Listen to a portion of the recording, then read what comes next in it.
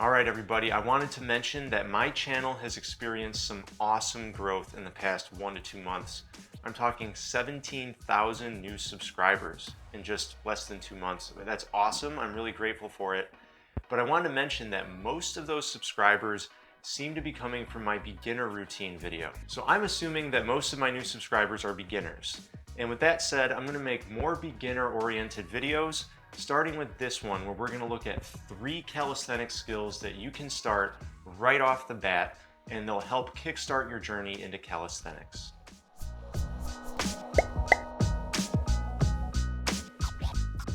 Alright, so I'm going to change things up a little bit. I've been shooting a lot of videos in the basement.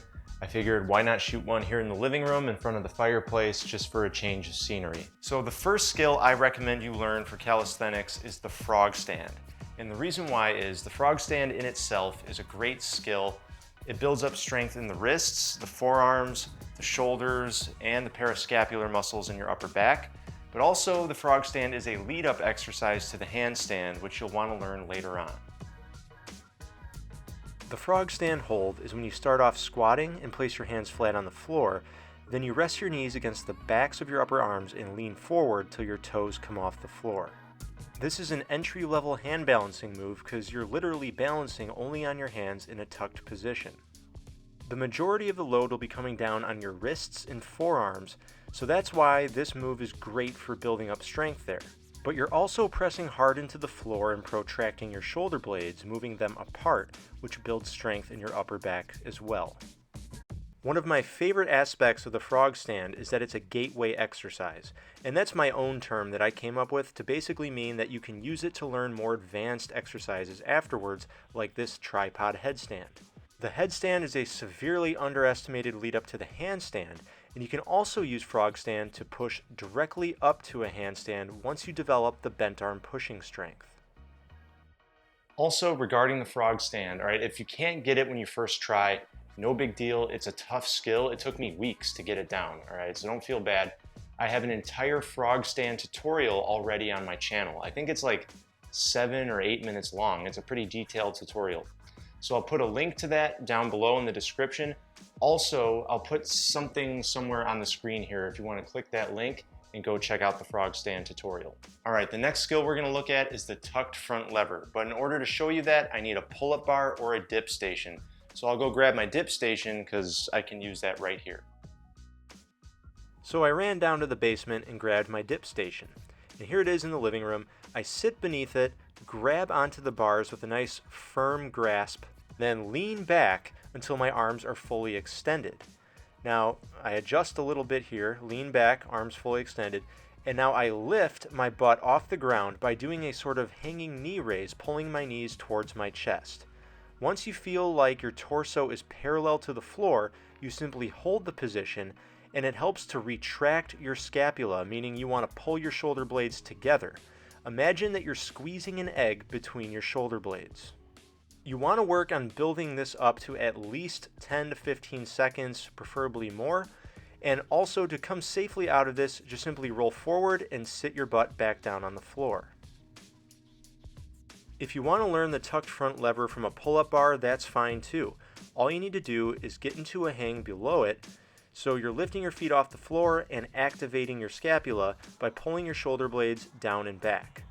Now you're going to raise your knees up like you're doing a hanging knee raise, and you're going to lean your torso back while you do it. Once you feel like your torso is parallel to the floor, you're in the tucked front lever. One thing to keep in mind is when you're doing a tucked front lever, you want your knees to be pretty much right above the top of your rib cage or your chest.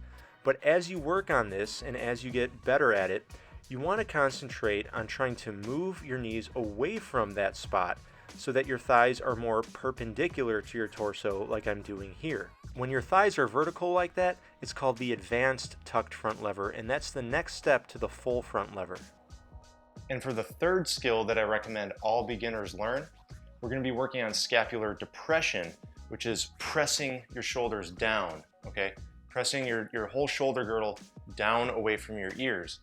That's scapular depression, and we're going to do that with the L-sit.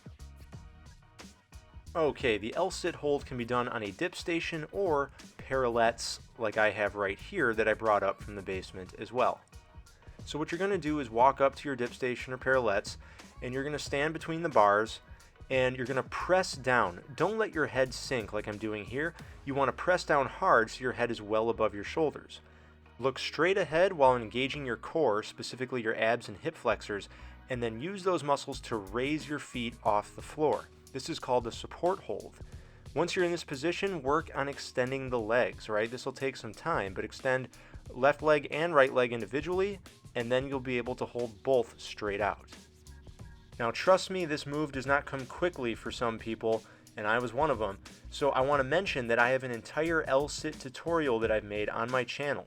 The tutorial will show you everything you need to know to learn the L-sit, not just on parallel bars, but also on the floor, which is a much harder variation. So there you have it. Those are the 3 calisthenics skills that I started learning right off the bat when I started my journey.